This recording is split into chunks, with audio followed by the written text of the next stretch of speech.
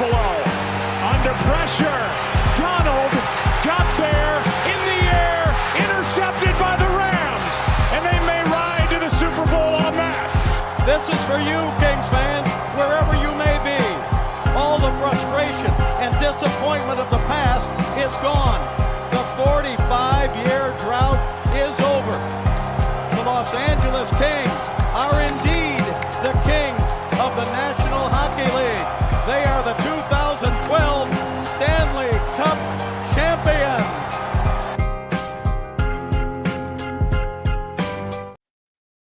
What's going on, guys? Welcome to another post-game live here on Dime Dropper for the 2023-24 season. Before we get started, you already know the drill. Make sure you follow us on social media, Twitter, Instagram, and TikTok at Dime Dropper Pod, and subscribe to my own YouTube channel, Dime Dropper, this channel. Hit the notification bell so you know every single time we post a video, all things NBA, LA sports, and LA basketball. And tonight, we got a good win to talk about here. By the way, I see everybody on Twitter. Please do me a favor and go to the link right under the tweet you're watching. I will be deleting the tweet right now because I'm trying to make my money on YouTube. I need you to come to YouTube. I want 10,000 subscribers bad. So please make your way over to the YouTube. I'm deleting the tweet. Thank you. All right. It's that time. It is that time. The Clippers playing against the Utah Trash tonight. No Lauri Markkanen, so you knew it was going to be an easier matchup than the last time we faced these guys in that second game of the season in which we lost, that one win we lost before the James Harden trade. Now, no Markkanen is relevant, but also the Clippers are playing good basketball right now. Heading into this game, 7-3 in the last 10 games, all of those being with Russell Westbrook on the bench, and then 7-8 overall with James Harden, but now 500 with James Harden, 11-10 record, above 500 for the first time since 3-2 on the year, and 8-3 with this new starting lineup. And in my opinion, first, before we get started, it's always a good feeling to beat the Trash, isn't it? Everybody knows who my least favorite team is. It's either them or the Teddies. And if you look down at the basement of the Western Conference standings right now, you see both of them. It's really a joy. It's really a special thing when the Teddy Bears and the Trash are hand in hand together in the standings. And let me tell you something. Utah. I love this. It was our first time beating them in Utah since 2017, which is insane. We haven't beaten them in the 2-1-3 era in Utah except of course, Game 5 of the 2021 second round where PG put on a master class. And he wouldn't have a master class in this game, but he would still play really well. But the two guys, in my opinion, that deserve the game ball, Ivica Zubac. We got Zubac again tonight for the first time this season. And then we've got Kawhi Leonard. Everyone's been saying it in Clipperland. It's only a matter of time before Kawhi starts rounding into that all-NBA guy, that top 10 player in the league, that best player on our team. And it's slowly starting to come to fruition. And you know what? The only reason why I was getting a little bit worried is because he just hasn't played this much basketball since he's been a Clipper. Straight up. He hasn't played this much basketball since 2017. 21 straight games without interruption for both 2-1-3, and I'm still knocking. Because it's working right now, and I love what I'm seeing. And what's impressing me more is you knew that making this trade, depleting our front court depth a little bit, it was going to ask more of them defensively, Kawhi and Paul, and they've stood up to the task and taken it and ran with it. And we have one of the best defenses in the league right now and rated number 1 in the last 10 games, or either number 1 or number 2. But it's trending in the right direction. Let's put it that way. And if you really look at our rotation, I just tweeted this a couple minutes ago. Without Mason Plumlee, we only have 2 below average defenders in the lineup. And that's Norman Powell and James Harden. Kobe Brown, he's still going through his growing pains, but he had a good game in this one. But James Harden and Norm, they're still trying defensively. So that's all that matters. You got everybody giving their best.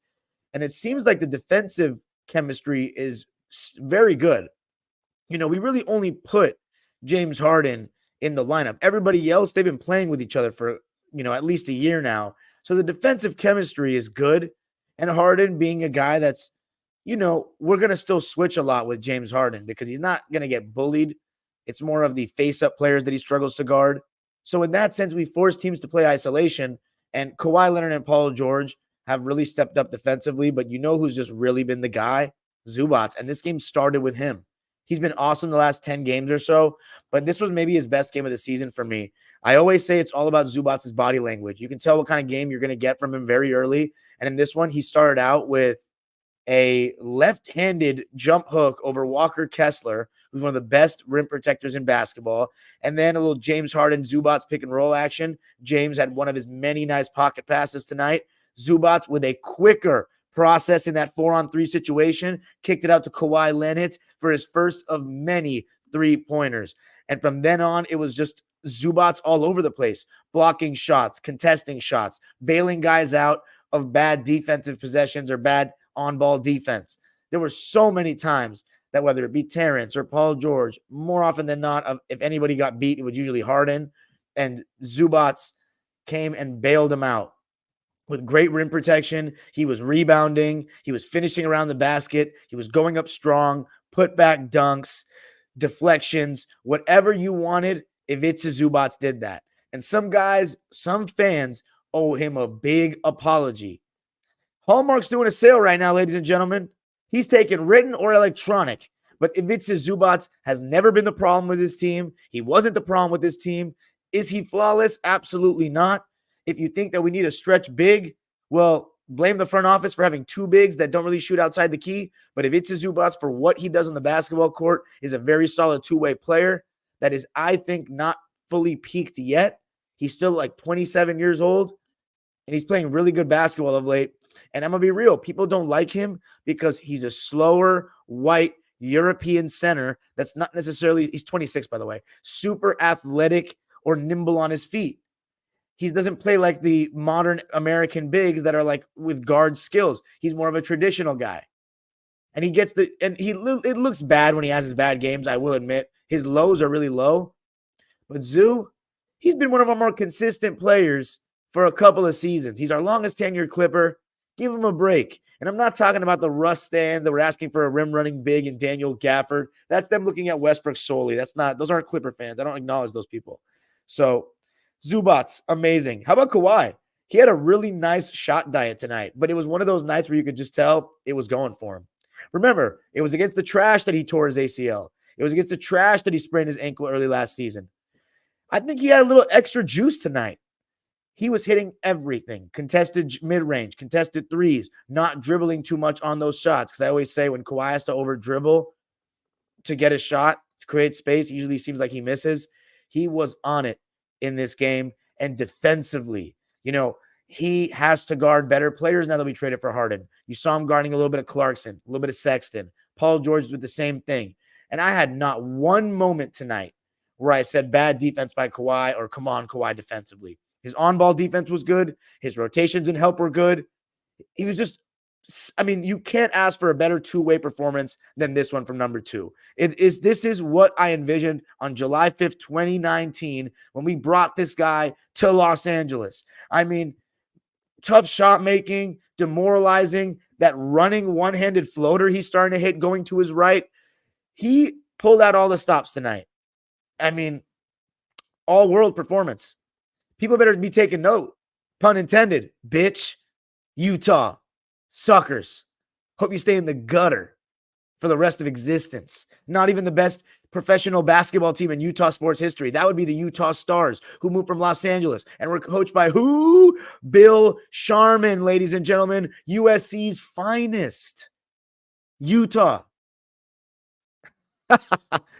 Well. James Harden, I thought he started out pretty well in terms of playmaking.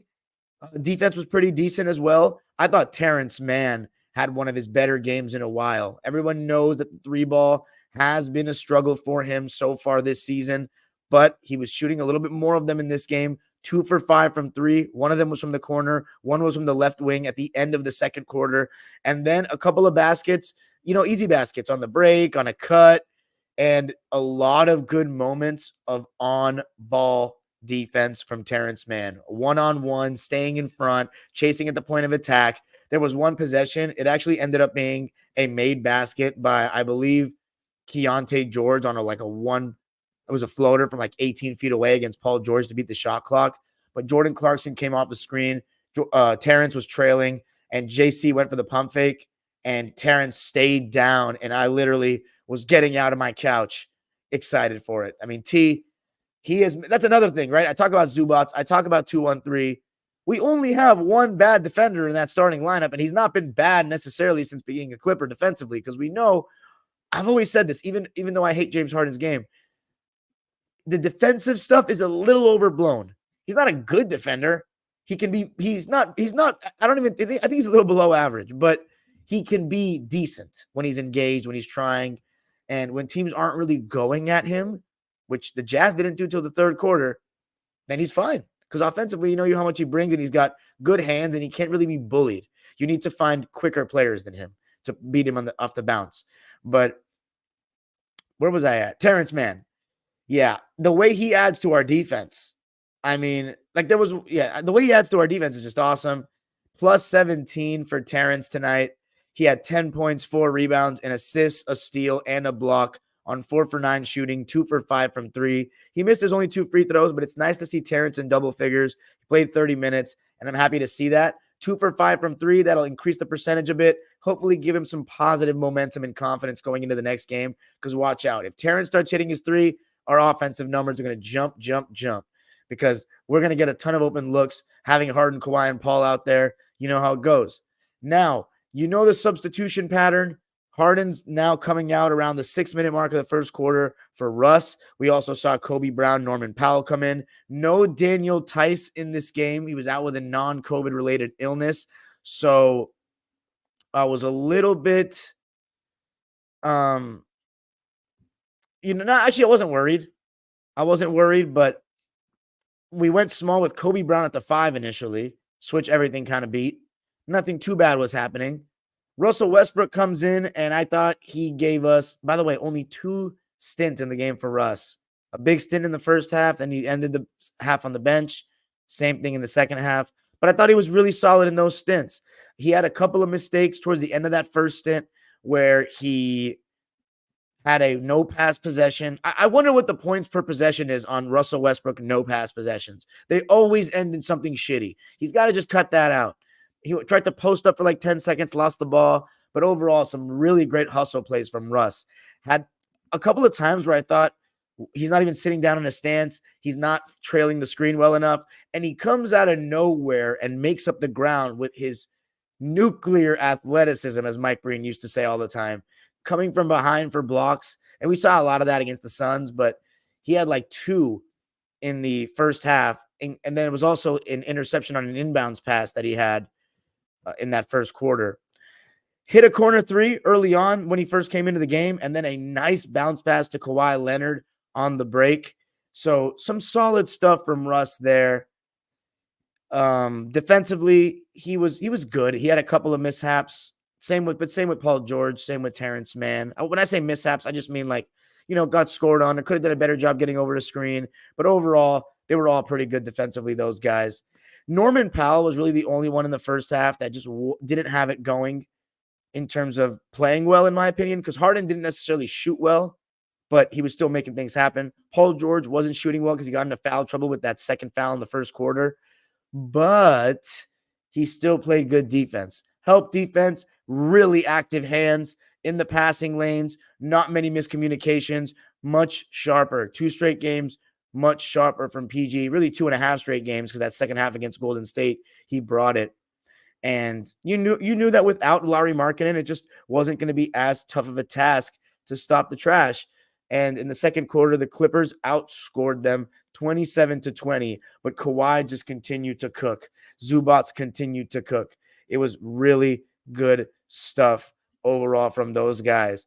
Halftime, the Clippers led it 59-46. The only thing that was really keeping the trash in the game were turnovers by the Clips. Just being a little sloppy with the ball. Nobody in particular, just everybody in general.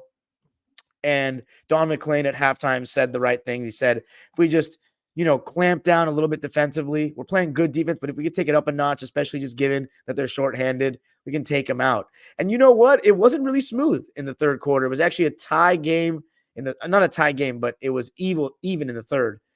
29-29, and it was Jordan Clarkson A little bit of Keontae George, and not Jordan Clarkson, really. He was actually 2 for 9. I thought Terrence and Kawhi and Paul did a really good job on him. And, of course, Zubac's contesting at the rim.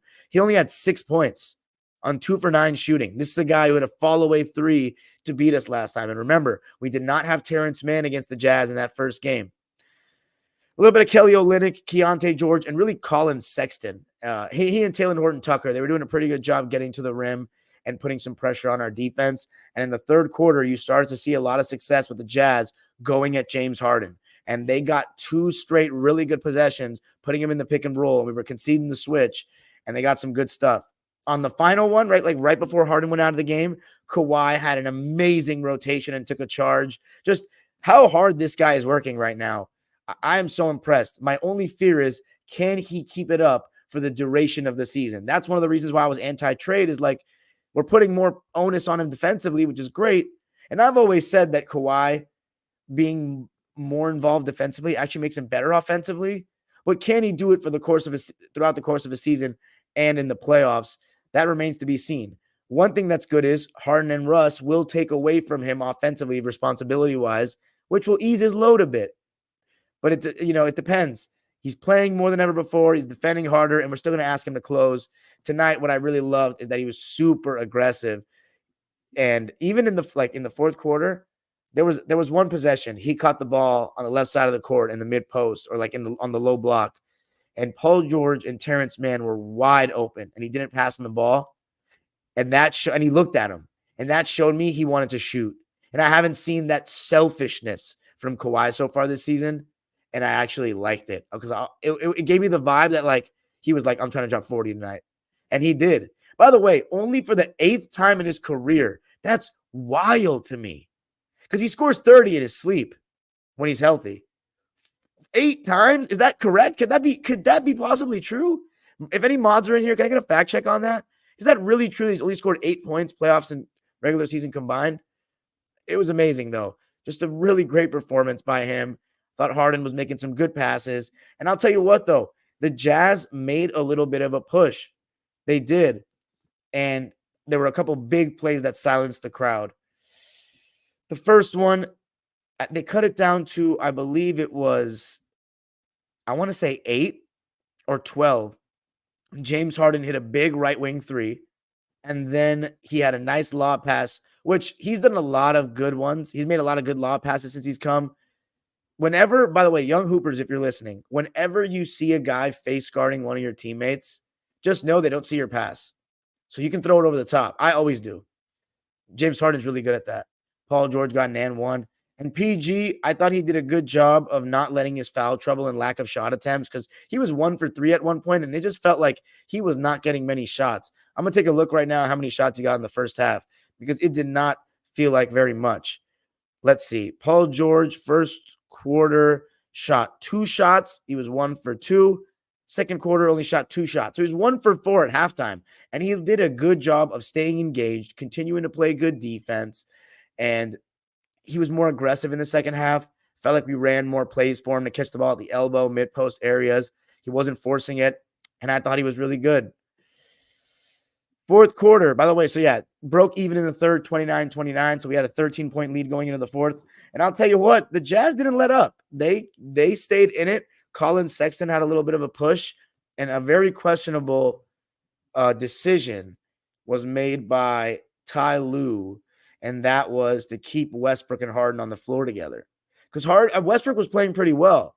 So you kept them on the floor together because you wanted Harden back in the game, and we are shorthanded without Tice. We got a couple of minutes of that, and it was part of when they were making their run. It wasn't great. I don't think it was completely directly caused by just them two being on the floor together, but it definitely isn't great. And so then we put in what we seem to be considering our death lineup now, and that's the Kawhi, Paul, Harden, Zoo, and Norm. They have a really great net rating so far. My only concern is defensively in certain moments, Norm and Harden. That's 2 guys that could potentially get targeted. And I will say I think Harden stepped up his defense in the fourth a bit. Not to say that they weren't getting good looks putting Harden in the pick and roll, but he was trying a little bit harder. Third quarter, he got a little lazy. Kawhi and Paul, though, they didn't get lazy. They were amazing throughout the game defensively. Kawhi and Paul had some big plays late, including some big steals. And Zubats, I mean, the amount of shots he deterred It's unbelievable. Kobe Brown, I also thought he made some really great plays. There was one play where he attacked a closeout, dropped it off to Zoo, had a really nice rotation in the first half where he and Westbrook had a little 2 blocks at once kind of action. I thought Kobe played a very high IQ game in this one, and he's starting to look more comfortable. Even though he only had 1 point, 3 rebounds, 1 assist, and a block, 0 for 2 from the field in 14 minutes, I thought he was good. Even though he was a -7, I actually thought he was good. Maybe people disagree, but I liked his performance. Kawhi Leonard, he put the game to bed. One-legged 3 to beat the shot clock. That's when I knew that was the dagger. And Paul George hit a 3 shortly after. Kawhi with a great cross-court skip. And I'll tell you one thing that Kawhi was doing really well tonight. Coming off screens, a fake pass, a little Chris Paul action, hit him with a little in and out and froze the big man, made him take a step back thinking he was going to throw the pass to the roller, and Kawhi got a couple of dunks off of it. So look for him to use that move more in the future because I don't remember him doing much of that. And he has issues creating, separation when he's coming off screens or turning the corner. So big time performance. In my opinion, the best game of the season for Kawhi. The Clippers win it pretty comfortably in the end, even though it was 93-99 at one point. Norman Powell made a big 3, and it was making me a little nervous because he wasn't playing that well, but he hit a big 3. Clippers win it 117-103. That's 3 wins in a row. They're 4-7 on the road, 11-10 on the year now. Kawhi and Paul haven't missed a game. The super team is starting to look super with Westbrook on the bench, 8-3 with the new starting lineup. So pretty good, trending in the right direction. Even though it's been such a weird experience as a fan, I can't lie. 2 things I hated: James Harden and super teams. We got them both. And anybody that's trying to act like we're not a super team, I cannot stand that because we are. Anytime you have a conversation of there's only one ball, all these stars playing together, that is a super team, especially when the initial definition was team collusion. Kawhi recruited Paul George. They both recruited Russ, and they all signed off on Harden. So it's a super team by any metric. The only way you can argue it's not if you don't think Harden's a star player anymore, which he's absolutely a star caliber player. He might not make the all-star team. I doubt we'll have 3 all-stars, but let's show, my eyes tell me that Harden's still a star caliber player. And Westbrook, not in this role, but I still believe, even though I didn't think he was going to make an all-star team ever again, I still believe he could be an all-star caliber player on a lot of nights, have an all-star impact on a lot of nights when he's starting and maximized. But that, unfortunately, isn't really happening anymore. And I do feel for the guy, That's a big conversation for the Russ stands. A lot of them want him to be traded and whatnot.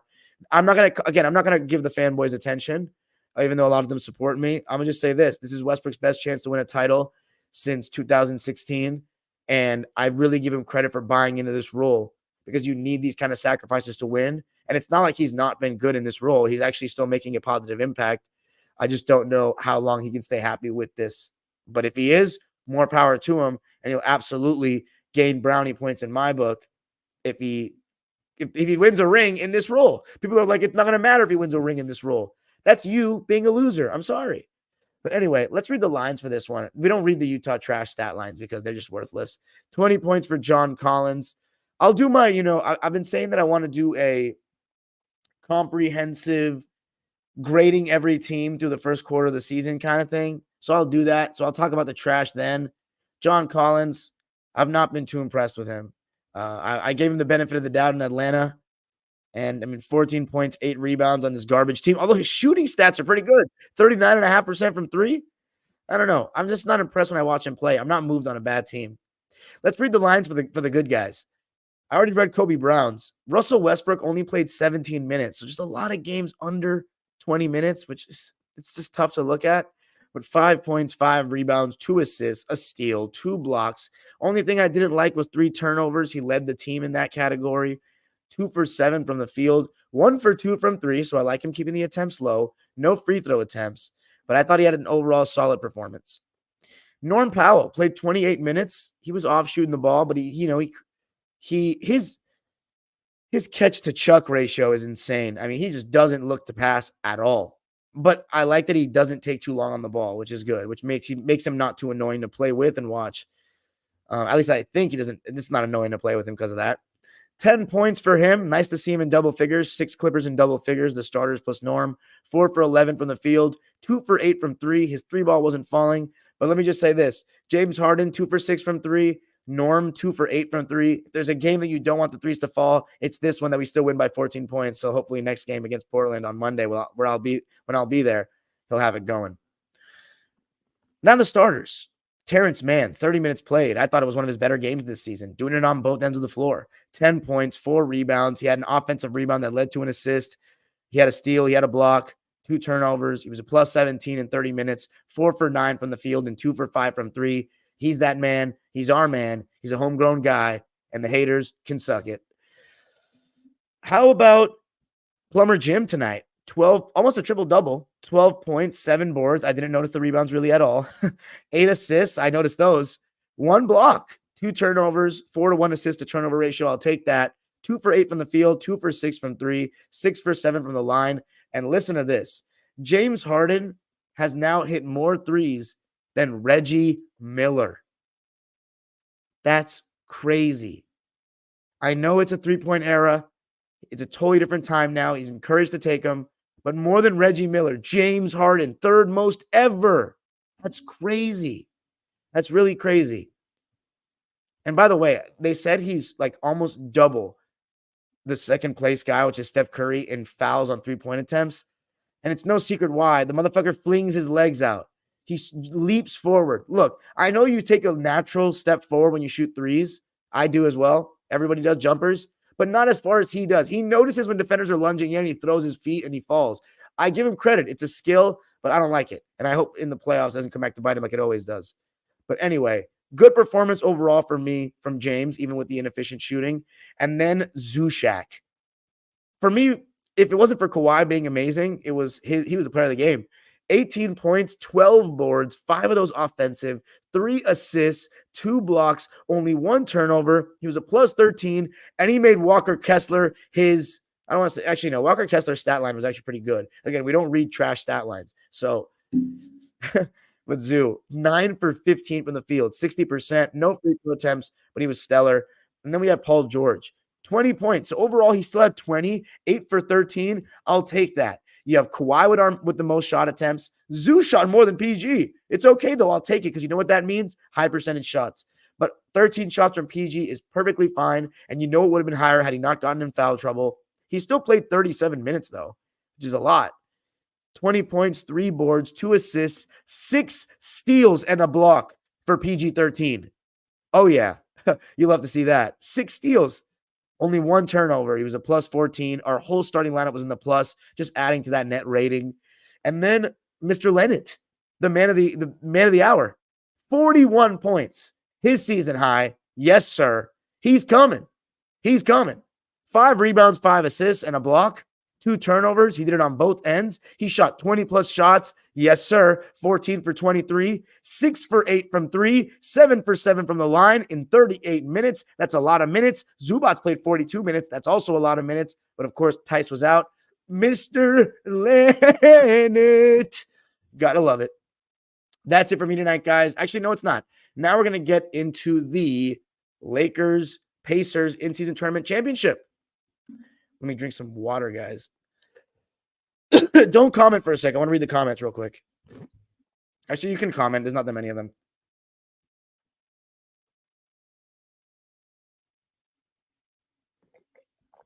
Thanks for joining me on this Friday night, guys.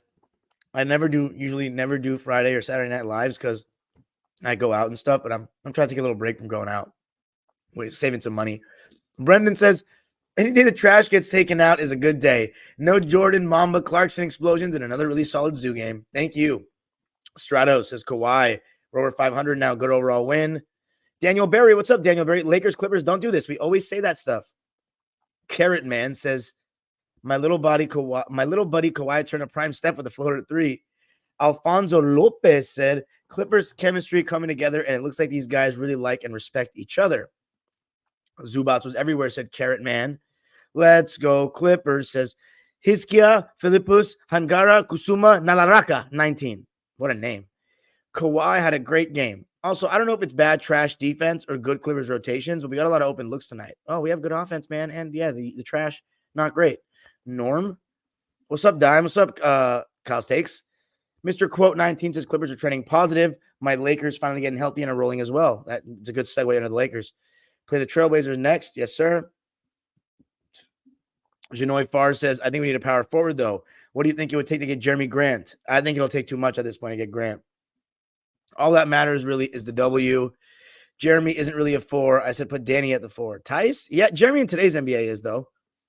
Punit Shima says, hey, Dime, are the LA Clippers becoming legit title contenders with 13 strippers James Harden? I think I said ever since we put Westbrook on the bench, the title window is back open. I think we're still not better than Denver, who's struggling massively, by the way. They better get their act together. But we're in the mix with other teams than anyone else, I'd say. Kawhi, that guy. Many people forget it. Yes. Gus Days. It's going to take Kawhi to be the best player on the team to win. I agree. Off topic, but does anyone notice that the lighting at Laker home games? Oh, yeah, it's been a thing since way back when. Since 2007, that's been a thing. Although Powell doesn't look to pass a lot of time, that aggression is what keeps the defense honest. A lot of time, just so people know he's going to put it up, it makes penetration so much easier. Yes, Norman's an almost automatic foul call. Let's see how many Pacers get into foul trouble. Harden, Beard, Musty. All right, let's get into it. In-season tournament. Let's shift over to the Lakers court. All right, so briefly, let's talk about the Laker girls. No, the Lakers against the Pacers, or the Lakers against the Pelicans, really, the game that they won. I did a YouTube short on it. By the way, if my voice just started sounding like Mickey Mouse on the audio version, I don't know why that happens, but honestly, I think it's hilarious. So it happens for a little bit, and then it makes my voice normal again. Lakers absolutely smoked New Orleans last night. It was bad. It was a lack of effort from the Pelicans, but they just got shell-shocked. And there was a lot of talk, and rightfully so, about Zion and his weight. Out of shape. People are saying behind the scenes he doesn't put in enough work to get his body right, doesn't diet right. This is one of the most hyped up picks in NBA history. He's a very good player. Through 4 seasons, he had a rookie year where he basically didn't play at all. He had a second year where he was an all-star player and they didn't even make the play-in. Then he basically didn't play at all in 2022. Actually, no, was that the season he started out really good? Last season, I feel like it was the one he started out really good. Like he's not available. He's not available. And then I think 2022, he didn't even play really. And this season, he's looked pretty good, but his defense is horrendous. And offensively, he cannot shoot mid-ranges. He can't shoot at all. He has like an 8-footer he takes sometimes that looks good, but it's not consistent enough. He's not comfortable taking it enough. And the strategy was they put LeBron on him. And LeBron did a really good job anticipating when he would try to leap left or go into him and took a couple of nice charges. And I thought LeBron was insane. Like, I'm not going to lie, y'all. You know I watch basically every Laker game. I've said that I don't think LeBron's been the same since Solomon Hill injury. But he's looked like, and this I'm saying better than last year before he got the foot injury. Better than 2022. This is the best I've seen him look since that pre-Solomon Hill injury. He was moving so fast with the ball in a straight line. I was like, this was the L train, like back in Cleveland. Like, I was like, what is happening here? He's playing with the fire. Like, he wants this in-season tournament so bad. I don't know why, but he wants it so bad. And he was doing it defensively. That's the thing. Before the Russ trade last year, he wasn't doing shit defensively. The Russ year, he didn't do nothing defensively. He was very inconsistent. He's been better this year. Part of it's because he trusts the offense more. But the way he was moving, I mean, of course, some games he's going to hit that 3. And so far this season, he's been lights out from 3. But I think that number will drop a bit. I think it'll be closer to, 2022, like 35, 36, 37%, not 32% like it was last year. But his efficiency so far this year, his defense more often than not has been good. And he's been closing really well. Just the pace he was moving at was crazy. And Vanderbilt, Rui Hachimura, you're now starting to see the vision for the Lakers defensively. They look long, they look big, they're swarming, and the Pelicans had nothing. And I was really disappointed in their effort. AD was a presence. He's, in Defensive Player of the Year candidacy, in my opinion. Vanderbilt, I mean, there's possessions where the guy's guarding everybody at once. And now Austin Reeves and D'Lo are starting to get in on the act. As far as the Pacers, though, Tyrese Halliburton, ladies and gentlemen. Again, I said it before. I'm going to be talking about the what's it called? Every team grading them through 25 games or like through the first quarter of the season. But Tyrese Halliburton is becoming a superstar right in front of us.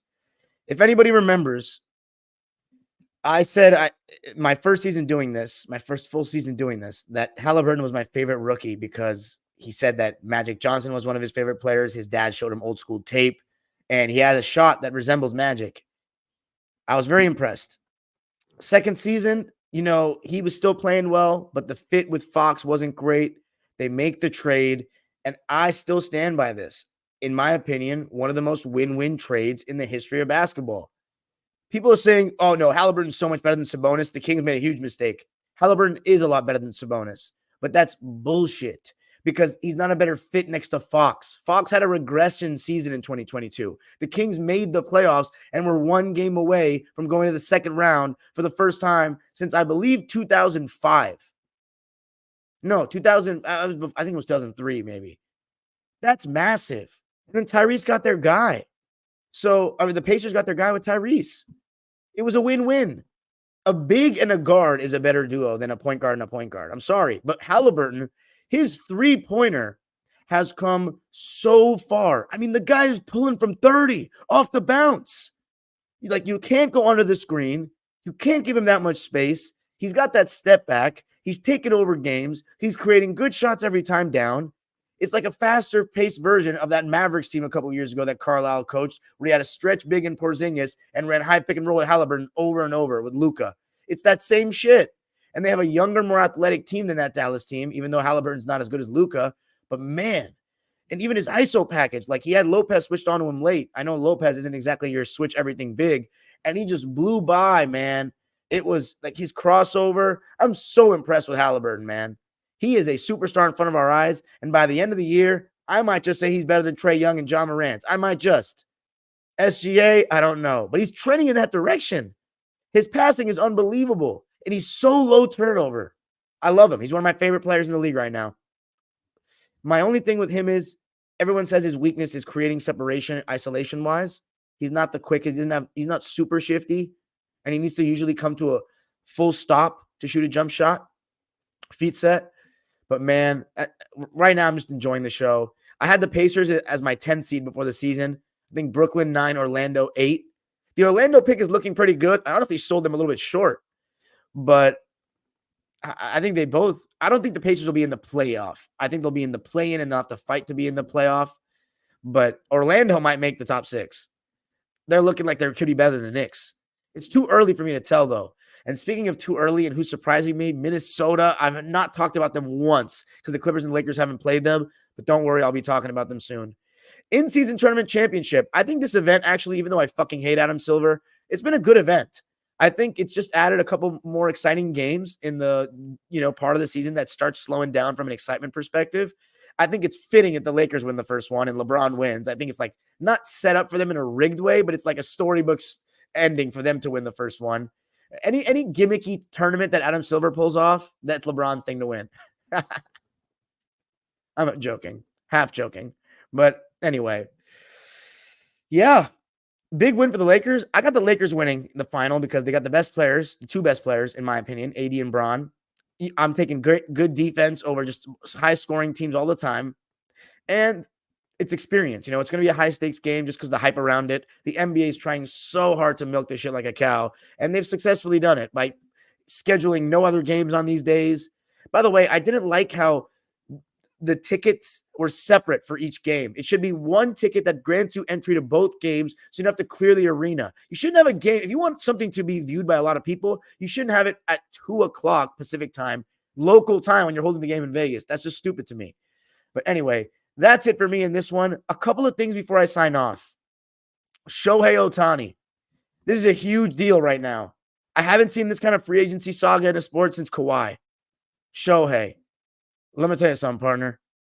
You were already in Southern California. There's a place just a couple miles away that the great Tommy Lasorda called Blue Heaven on Earth, the Magic Castle. The highest attendance in the league every single season. A rocking crowd most nights. in a 81 game home regular season schedule. One of the most historic franchises in American sports. The most eyeballs you can have and a consistent chance to win a World Series. And you want to consider going to freezing cold Toronto, Canada, where they just had one of the ugliest fields in baseball up until a couple of seasons ago. Their mascot is a pájaro. Shohei. The show is here, baby. LA, Los Angeles, made for stars, just like you. And I'll tell you what, with a year off, nothing against Toronto, the 6 seems like a great city, but you're going to have a year off of baseball, no better place to stay entertained than Los Angeles. You can stay in your Newport Beach home too. It's convenient, no different cable, no new phone. Simples. And you have a chance to win the whole thing and break this little choker narrative. It's not a narrative, it's the truth. We've been choking lately. Come on, Shohei, please. And by the way, my boys at Dodger Nation, they put out the story today. Forget his name, JP Holstra or whatever his name was. I hope I'm saying that right. Breaking the news that he's already agreed to go to Toronto. Their credibility is really on the line here. I really hope he's right because I like my boy D-Mac. Doug McCain does the Dodgers post-game and Locked On Rams. I really hope he's right because that he's going to Toronto because it's going to be a bad look if he doesn't.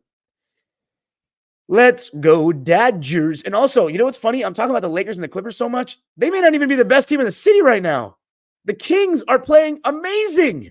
Amazing. Din, din, din. Go, Kings, go. Din, din, din. Go, Kings, go. Yeah. Yeah. It's a good time to be an LA sports fan. The Rams are 500. We're kind of in that wild card mix. Los Angeles, ¿cómo estás? Good night, everybody. Now to the live subscribers waiting patiently in the chat. Super chat to turn on if you want to drop $1 or dime. Peace and have a great night. Donations are appreciated, ladies and gentlemen. Let's see how we're feeling tonight. Not that many comments. 76 people, over 100 at one point. Harden, Beard, Musty. Jokic just finished 9 for 23. Damn. And they lost the Rockets. 2 straight L's. Yikes, as Ralph Lawler used to say. I'm talking about Jokic. He's to get his act together. Joel Embiid had problems with diet for a while. Good for the Sixers. Another win tonight. Braun frustrates Zion, by the way. He defends him and takes him out of the game. Yeah. What's good? What I miss? Up, Charmaine? If Braun keeps hitting that 3 at a high clip, you can cancel Christmas. I'm a Russ fan. But what do bro work in the offseason? Sometimes he can't make nothing, man. The in-season tournament is fun stuff so far. Can't wait to see where it goes next year. Harden's beard is as ugly as his game. What is this in-season tournament all about? What do you mean? Are you guys typically delusional? Oh, it's Adam Hurley. You are still being an idiot, huh? Ohtani will be a Dodger. Haterade drinking ass. I hope he stays in Anaheim. Free Mike Trout. Ohtani coming to Toronto. The LA Kings are really good this year, especially on the road. Very fun stuff. How would you feel about getting Torrey Craig? I'd be fine, but isn't he a little small for that role? I'm happy with it. Getting another wing that can guard and shoot. All right, guys. Any last questions? I should probably do Locked On Clippers tonight because I didn't release an episode today. So, any last questions, ladies and gents? Oh, let's see. We beating Clipper killers and Kawhi playing like the best player playing in the world. All right, that's a little much. If we beat the Pels, might as well hand us the chip. All right. Peace out, y'all. Have a great night. Make sure you comment, by the way. Make sure you comment on this video.